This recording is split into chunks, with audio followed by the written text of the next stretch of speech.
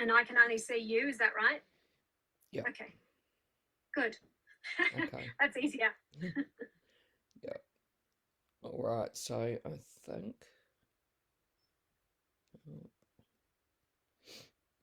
Yeah, we're all live, ready to go Oh, now. we're live. Okay.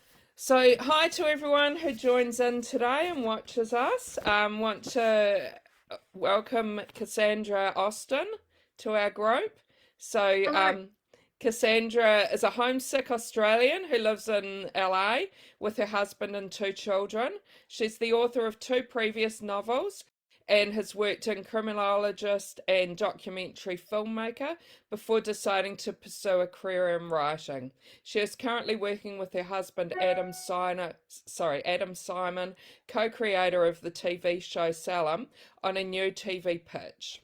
So also, thanks to Penguin, I've got a copy of Like Mother to give away to somebody. So please type your questions and comments and you'll have a chance to win a copy. And I just finished reading this morning. Oh, wow. Yeah, really enjoyed it. It's a little bit different, I'd have to say. And and really keeps you guessing all the time, but in the same way really wants you to keep reading. So yeah, thanks for that and thanks for joining us. So is there anything else you'd like to tell us about yourself or about Like Um, Mother? yeah, I think probably what I would say is that the book is mummy noir or domestic noir. So it is kind of a bit of a caper. It's a bit, yeah, like you said, keeps you guessing, keeps you Yeah. on your toes, wondering what's kind of real and what's not real and what to take seriously and what not to take seriously. So that's probably all I'd add. It's a story. It's narrated from three points of view. Louise, who's our main character, she's a young first-time mum in Australia, and she's having a bit of a bad day because her baby's been screaming for 2 days and nights. Mm. And it's also narrated by her husband, Stephen, who's away on the road selling refrigerators. And there's also her mother, Gladys, who's a bit of a force to be reckoned with, Gladys. And it's the book takes place over one day, and things unravel as by the end of the first chapter. I'm not giving anything away if I tell you that Louise goes to check on her baby girl and can't find her. And how did you get the idea? Have you had some screaming babies like that before? And Well, I've definitely had screaming babies. They're still screaming. They're teenagers now. They're just screaming about different things. Look, the kernel for the idea was actually came because I was dropping my youngest child, Emmanuel, off to school, and she happily skipped off on the playground and went into school. And I turned around to go home and suddenly realized I wasn't going home to be a full-time mummy anymore. And I mean, it should have been obvious to me, but somehow I wasn't prepared for it. And I sort of had a wave of deep sadness. And, you know, in a way, I should have been happy because I actually work from home. That's where I write. And all of a sudden, I was going to have this incredible stretch of time. But I just was sort of hit with the emotion. I think that you go through as a mother all the time, which is letting them go, letting them be independent, letting them work out the world for themselves, letting them, and they don't need you in the same way. And I think that I was just sort of hit. I was struck by that. And so I started to think about, well, what if I couldn't let go of the baby? what if I didn't want that to happen? And so that was the little idea, and it sort of spun off from that and then became quite different, but that was what it germinated from. Yeah. And your other books, are they in the same genre? You know, they're very different. I've got them here. My husband organised all this for me. Oh, nice. This is sweet. This is my first one was a love triangle between a man, a woman, and a dragon. Okay. But it's not fantasy, it's psychological. So that's all I'll say about that. And All Fall Down is a kind of a tricky idea that's actually been across all cultures in all parts of the world, that it takes a human sacrifice to keep buildings or bridges standing. And I sort of explored that in contemporary Australia outback. Okay. A town that I made up near Cooper Pedy. So no, the short answer is no. Yeah, they sound quite different. Yeah. They're very different. Yeah. We've got a few people watching, which is great. So just reminding the people watching, if you've got any questions for Cassandra, please type them in comments and you'll have a chance to win a copy of Like Mother. So Divine wants to know, has your former career as a criminologist helped get your details for the books right? That's a really good question. I'm often asked, why don't I write crime fiction when I've got that background? And I think part of the reason is because, I spent 10 years working in the area around law and I sort of wanted to let it go. But I think it definitely, the research that you do and thinking about human psychology and the secrets that we keep from ourselves, let alone each other, and the way that we try and justify some of the things that we do, big things and little things. So I think there's a lot that I took away from the criminology that I definitely still use. And, probably there's a crime book coming. Yeah, sounds like it. Sounds like that, yeah. And could you tell us, had you always wanted to be a writer? In the back of my brain, I think I'd always wanted to be. I think I just wasn't sure that I could. I didn't really see a path towards employment that way. I didn't understand how it worked. And so it took me a long time just to have the courage to sit down and write. And it was really when I moved here to America, and it was as we were going through getting the legalities of my living here sorted, and it was illegal for me at that stage to actually be doing any work, that my husband said to me, well, you want to write, give it a shot. Yeah, So, yeah. and I did, and I haven't looked back. Yeah, that's great. Belinda's wondering how you choose the characters of your names. The names of your characters, sorry. I don't know whether this is the same for other authors, but sometimes I'll write in a name because I haven't thought of the right name, and then that name's it. I'm done. I can't change it. I can't take it off the page. And then other times I'll use a name. The name of the police officer in the book, Tom, I'd originally called Matt, and one of my dearest and best friends is named Matt, and I thought, oh, he's going to think that I've used him in some way, so I changed that name. I thought, and now I can't. I find it really hard to get out of my head once I've named them.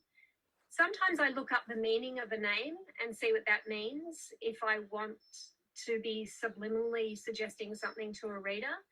But oftentimes it's just about what lands with me as I'm writing it, what comes to me. It's not, I don't have a trick. Yeah, yeah. And so when you first started your writing, how hard or easy was it for you to have that first book published? The first book I ever wrote was sort of monstrous, baggy, big, 250,000 words, and I didn't show anyone that book. It was an attempt to write a book. And then I knew that I wanted to do this, and I had the opportunity. And so I contacted a couple of friends who I also knew wanted to write. And I said, let's set a date and let's write to that date and see what we've got done by that time. And we ended it on St. Patrick's Day so that we could then all go and have a bit of a celebratory drink. So that made me get something done. So that was a really good thing to do, to have a deadline, an artificial deadline. And then I was lucky in that I signed up for a John Marsden writing retreat. And there are lots of these things that still go on now, where you can sign up and your manuscript will be given to an editor at the retreat. And that's what happened to me. I wrote this novel and an editor saw it and liked it. And so, it's a bit of a dream story, really, in a sense. I don't think that's very common. But I guess I would say if you really want, besides actually sitting down and just writing something, because you have to have written something in order to have a book, put yourself out there, enter competitions, show people, get feedback. Someone might know an editor or an agent. You've got to put yourself out there. And Jill's wondering if you're working on something new at the moment. I am working on something new, and I have a real dilemma about it. I really loved the aunts in Like Mother. They're three sisters, and I had a lot of fun writing them, and I actually stole some sayings from my actual aunts when I was writing them. It was very fun. And so I wanted to give them their own book. So I've actually written a first draft of a novel that's just about the aunts. And now I've got another idea, and I'm trying to think if I can wedge it into that book or whether it's a separate book. And Oh, I'm just okay. in a bit of a mess at the moment. Yeah.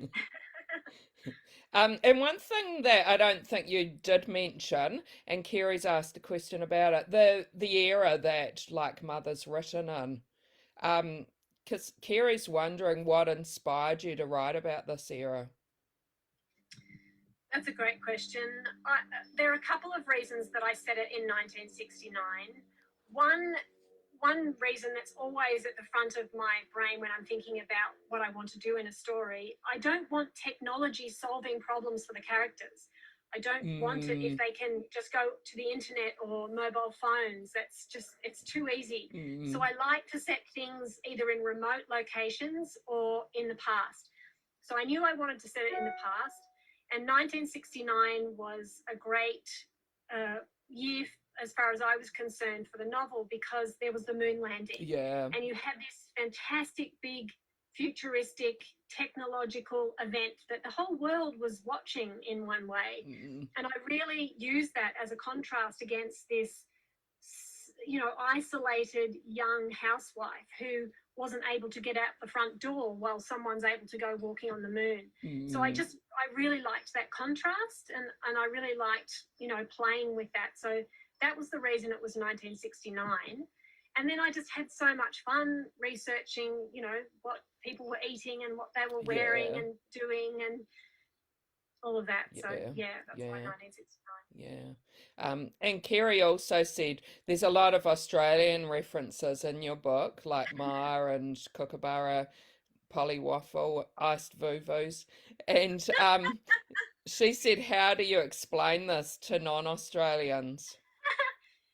It is funny. I do say some things over here, and people will just look at me. The other day, someone asked me how I was, and I said I'm not feeling too crash hot.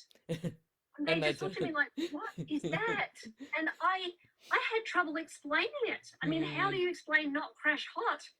I don't even know. That's just an expression that I grew up with. So I do. There is a lot of that. I think, but I think that should make the book fun. I think that that's an interesting thing. It means that you're going into a world that you don't know, and maybe you have to find out a little bit more about it, yeah. and those details. Mm, mm. And I love Australia. I miss it. I miss it. So Yeah, well, and then Rachel says, is it easier or more difficult to write about Australia when you're not living there? yeah, that's another good question. Mm. I think it must be easier because I haven't written a book about America yet, and I've been living here for 20 years. Oh, 20 years, wow. I've only written about Australia, so I think it must be easier. And it also, I know that it's an Australia of my imagination. It's not necessarily real. It's an Australia that Mm, I'm inventing for myself as I mm, miss it, I think, in a way. mm. Yeah. And Diana wonders what gives you the most pleasure when writing a book? Having finished it. um, the thing that gives me the most pleasure is when I'm enjoying the scene that I'm writing. If I'm laughing or if I'm feeling sad or shock, then I'm fairly sure that a reader will too. If I can do that to myself, even though I know the story, then that feels really great to me, and that's a really fun moment. I really enjoy that. Yeah, yeah. Yeah. And Jill's wondering where you lived when you were in Australia. I lived in Melbourne, and before Melbourne, that was my university years. I was Okay. there up until I was about 30. Mm, And before that, I was in Bendigo for about okay. 10 to 18. And there's Mm, quite a bit. I've stolen Mitchell Street from Bendigo and little bits and pieces from Bendigo mm, to put in the book. And before Bendigo, I lived in New South Wales in a tiny town on the southern Riverina called Finley. So I've okay. sort of had, Yeah. and now I'm in Los Angeles. So I've had that very rural experience and, a big city experience. Belinda's wondering if you have a special place where you like to write. The kitchen table. No, I do actually have a desk now to myself. The pandemic sort of lost me my desk. I had to give that up to my children Oh, who okay. didn't go to school for a year. So I was relegated back to the kitchen table. But I do, in fact, have my own writing desk, and it's wonderful with pots and plants and everything Yeah. just the way that I like it. It's lovely. Nice. And I'm wondering how much research you do for your books. The first draft, I do very little because all I want to do is pour the story that wants to come out. There'll be some idea, like I mentioned, standing in that playground and suddenly being confronted with what does it mean to have this change in parenthood when you have to let your children completely be independent from you. Mm, So I start with something like that that sort of grabbed me, and then I write a first draft, and then I have a lot of fun doing the research. Then I'll build a visual file with lots of pictures of what I think the characters look like and what they eat and what their house looks like and what the street looks mm, like. And that's really great because then when I'm writing that second draft, I can actually start to literally refer to things that I've got from that file. But yeah. I don't start with research. I find that if I start with research, then I just research, I don't write. Yeah, okay. Yeah. And Jill's wondering if you have a favorite book that you've written, maybe while you were writing it and researching it, was there one that was a favorite? Wow, that's a great question. I wish that I was now upstairs again. There is a fantastic book called A Woman's World. And this was actually a book that was put together by the author by cutting out literally every word, Oh, sometimes wow. just a letter, Wow. and putting it together to actually make a book. And using advertisements from the era and language from the era it was set in the past as well. And I think that in some ways, that book really inspired me to think about writing about the past. And yeah, it's Mm, called A Woman's World. It's terrible that I cannot think of the author's name. That's awful. But it's a wonderful book and I highly recommend it. It's very yeah. fun. Yeah, sounds interesting. Yeah. Karina Kilmore, who's an author we've had recently on here, she said she loved your book, just recently finished it, and she's just writing a review for it on the Herald Sun. Oh, And wow. and Thank she's you. she said, "Can you tell us how you thought up the three different points of views?" Oh, that's a good question. Because I set this book only over one day, which is a fairly intense time period, and I wanted to keep ratcheting up the tension all the time, it could get Mm, too much if you were just going to stay inside Louise's head. She's having a terrible time. She's got an awful, literal, physical problem in front of her missing daughter. And then she's got this rising psychological tension of the past coming to bear on that present situation. And I needed to be able to keep the tension going, but not make it unbearable for a reader. So if I took you out of her head, and I thought first, Gladys, that's fantastic. Put her in a mother's head. A mother's trying to help her. A mother's trying to save her. A mother knows what's going on. That would be a good thing. But of course, her mother's only concerned with a very similar problem. mm, So by involving her husband as well, I could take you out of that incredibly tense moment and give you a different tense moment to yeah. have to deal with. Mm, Because Stephen, of course, has his own issues, but they're different. And he was also outside. And when I wrote this novel, I very much wanted you as a reader to be claustrophobic like Louise is in this house, the four walls of this house where she's sort of pinned looking after a baby. She doesn't have a car. She doesn't have, the internet or any of that, the access to those sorts of things.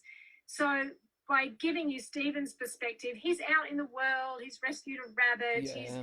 at the office, he's going out for lunch. It was just a bit of a way to give a reader a breath without taking away from the tension. Yeah, yeah. And I think, yeah, certainly when reading that, I certainly was able to feel that, which was great. Yeah. And I loved the tension in the book as well. That was really good. You did, yeah. There's a lot of tension in Yeah, there certainly is. yeah. Kerry's saying she thinks we all know a Mr. Onassis. Did you base him on someone you knew? That's a sweet thing, I think. I think certainly when I was growing up, the milk bars were by and large, operated by lovely Greek families. And Mm, yes, mm, even when I was, the last time I was living in Australia, which was 2009, just across the road was a fantastic milk bar run by a Greek family. And that's really interesting. That's a really lovely comment, I think, because I didn't realize until coming here to America, a milk bar is not something that Americans have. They have no. now 7-Elevens, and 7-Eleven, they had, yeah. I forget what they called those corner shops. They had another term for it, but it wasn't a milk bar, and it wasn't like ours because we had that community of Greek and Italian and Maltese people coming in and setting up these Mm, incredible food eateries. Yeah. mm, mm. Rachel's wondering, while you're writing, are you very particular about what you read, and does it need to be something to inform or completely different from what you're working on? That's a really good question. For the first draft, I almost don't read anything else. I tend to be really porous, and I'll start taking on the voice of something that I'm reading and getting right off track if I do that. So I actually Mm, almost stopped reading for that 3 to 6 months that I'm trying to get down that red hot first draft. After that, it seems that I'm okay. I can read to inform the piece. I can read for pleasure. It's all right. yeah. But just in that first time, You I keep can't. away from, yeah, yeah. I love Kerry's question. So she said, why did you decide to add the blackmail scenario? Did you think there was not enough tension already? um, no, I decided to do that because I don't know how to answer that question without giving something away.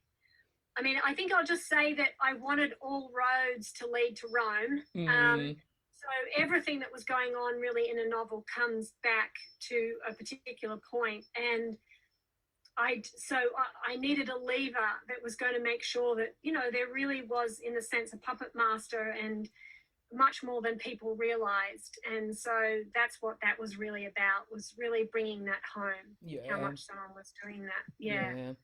But that's a Um, good question. Wasn't there yeah. enough tension? Mary said, when you were at school, did you have a teacher who encouraged you with your writing or English? I did. I had a couple of teachers, actually. Mrs. Fitzpatrick definitely did. I I think I've been very lucky. If you find something early that someone can recognize in you, they give Mm, you that feedback, whether it's sport or painting or math or whatever it is. It does shape probably the way that you are going to go.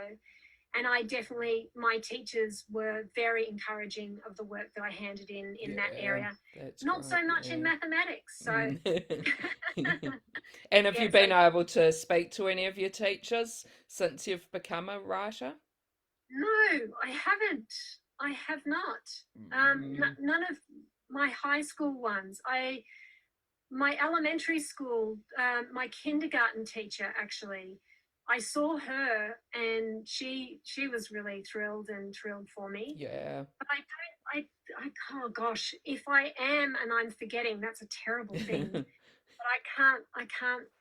I don't think so. I don't Yeah, think I have seen her. yeah, No, they just live fondly with me. yeah. And could you tell us, for you, what does make a good story? Wow, that's a good big question. What makes a good story? Um, all right, I definitely want something within the first chapter that has me asking the question why. And I Mm, want a story to, if I feel like it's starting to answer the why, to ask me another question. I like chapters that have cliffhangers.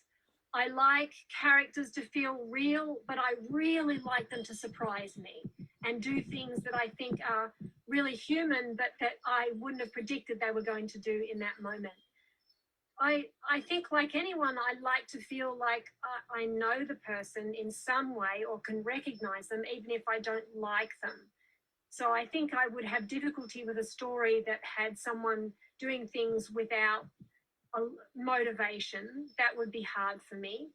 I think that any villain still thinks that they're the hero of the story, Yeah. and that's necessary. I don't know whether I've answered the question completely, but I read everything from pulp crime to true life crime to romance to literary fiction. So I don't really have a template for. I'm going to have to think about that. Yeah. It's a really good question. And I'm wondering if you have a structured day for your writing. And Mary said, do you have a specific time of the day you like to write? I definitely do. I'm a morning person. I'm generally awake before Mm. the sun is up. And although I don't do what other writers do, which is creep out and write then, I wait until I've ushered those children out the door and then I sit down. And if I can get from 9 to 11 every day, then I'm good.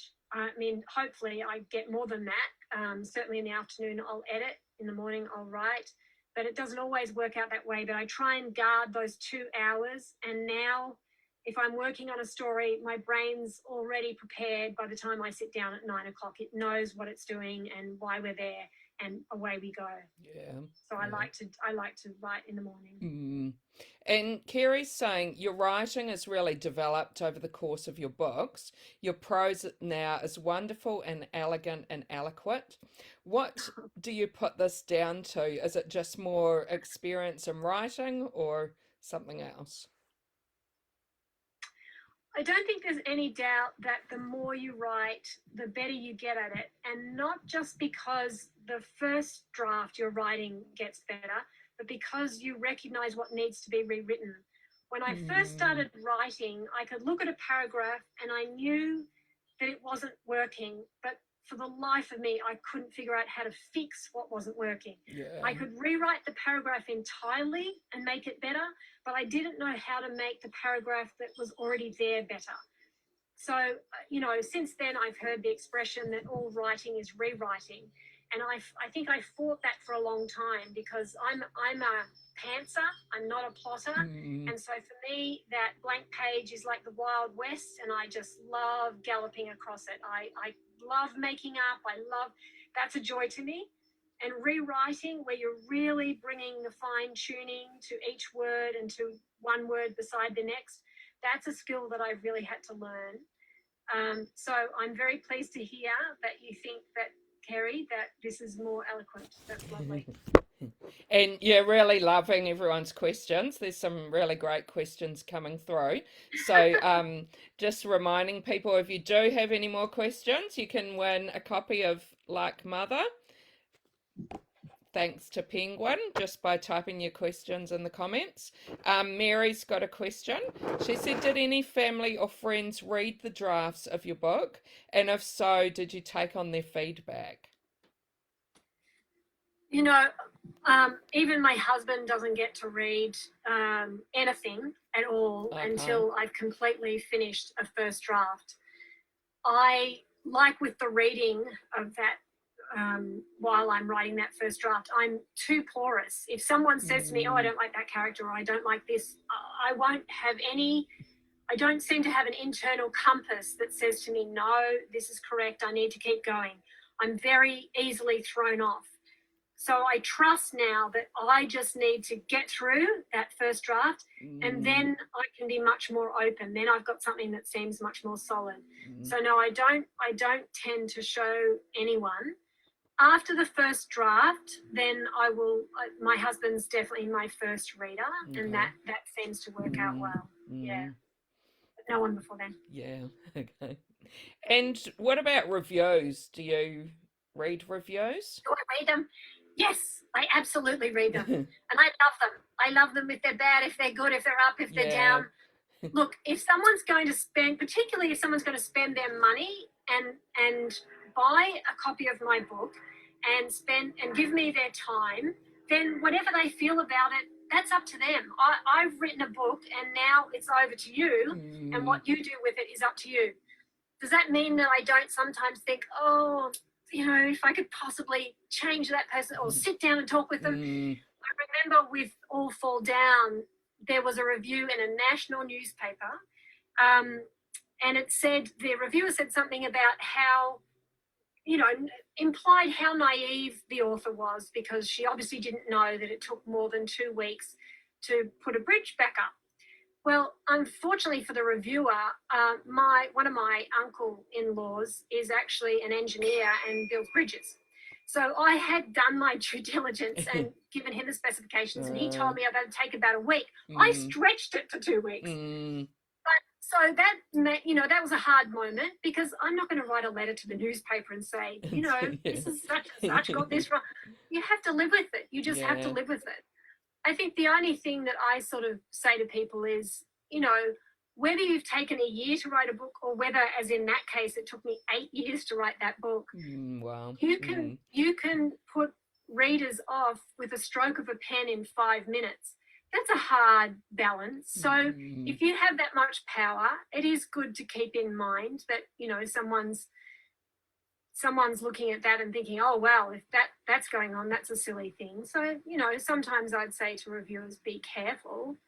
I think there are many ways you can write about a book without saying this is terrible. You can say, I wasn't convinced by this, or maybe other people will like this, but I don't. There's lots of ways to do it. Yeah.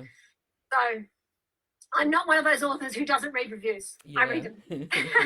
But I don't, after I've read it, 5 minutes later, except for that review, obviously. Yeah. It's pretty much gone. And do you have a lot of readers contact you and say that certain things maybe resounded to them, or? I have had a couple of really lovely phone calls and emails from people over the years with the books. And I've had people in tears over the phone to me, and I've had emails, where people are just saying, this meant so much to me because, or it felt like my experience, or you got into my head, or I laid my head on the pillow one night and the tears, I remember I'd written this scene and someone was crying in bed and the tears, they go into your ears. And she mentioned that to me, how personal that was to her, that she remembered that. So, yeah, I have had that. And there's nothing nicer in the world to an author to have a reader contact them and say, this meant something to me. Yeah. And I'd certainly think like Mother would have a lot of things that, Yes, a lot of women. And I think because 1969, postpartum depression as a term didn't exist. We didn't have that yet. And women were often told they were hysterical and they were given drugs, some of which did help and some of which probably didn't help. So I think there was, and there still is, it doesn't, even with the internet, Googling at 2 a.m. at night, you're Googling because you're alone and you're frightened and your baby's got a temperature. It's not any different. It's hard. This is a hard stage of life. That you're going through. It's a difficult experience. So there has been a lot of connection with people over that. Yeah. And Kira's wondering how many drafts you typically write. Okay. Really, the drafting was all the ending. I rewrote that ending. I think I rewrote the ending. And when I say rewrote it, I mean completely changed the ending. Really? Wow. Probably 20 times. That's without getting any of the words right, trying to find what the right ending for this book was. It took me a really long time to be satisfied and feel that I'd found what was the truthful ending. I might have wanted to steer it a bit more this way or that way, but I had to find what I felt was true to the story and to the characters. What I'd set up these characters, what would they really do? What had their actions told me from the start of the book they were going to do in this critical moment? And once I found that, then I was fine. Then it was done. So, the drafting of the ending, that was a lot. Yeah. And how long did that take to actually get that ending? Look, I think in the end, it probably took a year and a half. Oh, really? Because I changed it during the pandemic. It was done and it was away with the publishers and it was all finished and it was set. Yeah. And then we couldn't release it. And I started to think about it again. And I thought, no, this is wrong. This is wrong. I have to change it. So really, for me, the pandemic was a bit of a gift, but that's why it took longer then. And what did the Yeah. publisher say to you that you want, like, after you'd already? You know, there was definitely hesitancy until she read it. Okay. And then she read it. Yeah. Oh, this is right. Yeah. This really works. Yeah. So that Oh, was really that's good. great, because that would have been a hard moment. Yeah. Sure. Diana's saying, if your book was made into a film, who would you suggest would play Louise and her mother? Wow. Yeah, I'm willing to take suggestions on this. I'm watching Mayor of Easttown. I think that's released in Australia there. Maybe it's on cable or something. No, it's with Kate Winslet, and she's just extraordinary. So, you know, maybe her as Gladys. No, I don't know. I'm not very good at this, to be honest with you. I have an image in my mind, but it's not a film star. I didn't do it that way, but it's a great question. It's a really good question. Sorry, I've got such a terrible answer. Oh, that's so good. And yeah, thanks everyone for your questions. Before we finish, if anyone's got any more questions, please type them in before we finish off. Remember, you've got a chance to win a copy of Like Mother, thanks to Penguin.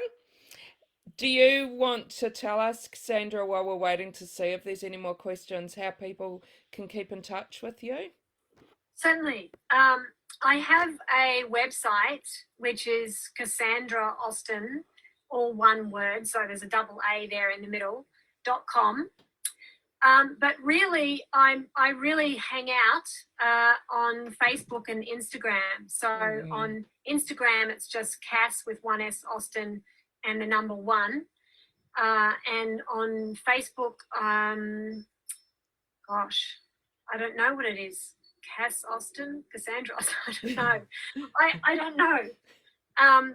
But if you're in Facebook now watching this, you must be able to find me. Yeah. I don't think that would be tricky. So if anyone wanted to reach me, those would be the places. Yeah, thanks for that. And do you find you have enough time to respond to people who send you messages? If they've got the time, having read my book, to write to me, you bet I have time to respond to them. You're right, maybe when I get to that level of J.K. Rowling fame, that would be different.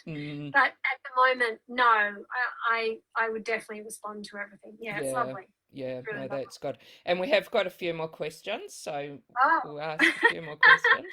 Okay. Mary's wondering how you promoted your book. Oh.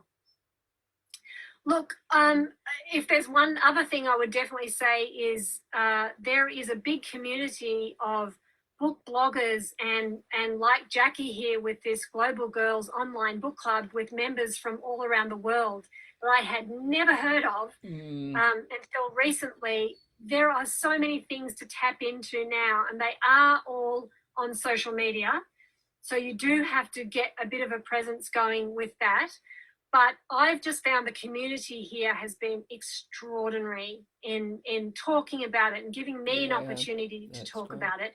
This sort of one-on-one I haven't done before, where you can actually ask questions in real time. This is fantastic. I think it's really lovely and gives me a chance to sort of talk about things behind the book. So I would definitely say to find out more about this sort of thing and join. If you've got a book coming out, join these sorts of networks and become involved. Watch the other talks and get involved. It's fantastic. It's a really strong and big network. Yeah, that's great. And could you tell us how you've found, like you've written other books before, how did you find promoting and writing any books during COVID compared to what you'd experienced in the past? Well, we delayed bringing Like Mother out because, the US was completely sort of shut down where I live. And obviously Melbourne went into a big shutdown. And I know some people went ahead with launching their books during the pandemic, but my publisher decided not to with mine. And I think because I'm not J.K. Rowling. So I need to be saying to people, hey, this is my book and here I am. So I was fortunate. I think I was really glad to wait until the pandemic was over. I know people, definitely had fun. And I think that one of the things that happened, which is happening right now, is that people who couldn't ever get to a book launch because they live somewhere else entirely were suddenly able to be involved. Yeah, that's something I've found that's been really great. Yeah. That's been Yeah. lovely. That's been really a gift, actually. And Yeah. I think more and more, this is exactly what will happen. Yeah. This is the way that we will start talking about books and interviewing and getting people involved. So, really, in a way, it's definitely been a gift of the pandemic. There's a whole new way. I feel like I'm much better equipped now to actually talk with readers and to talk with people who have questions and want to write articles or do interviews in some way, shape, or form. It's really made it very easy. Yeah. Yeah. Yeah. Well, thanks so much for your time today, and thanks everyone who joined in. We had some really, really great questions. Thank you, Jackie. This has been amazing. Thanks, and bye, everybody. How do they find out who's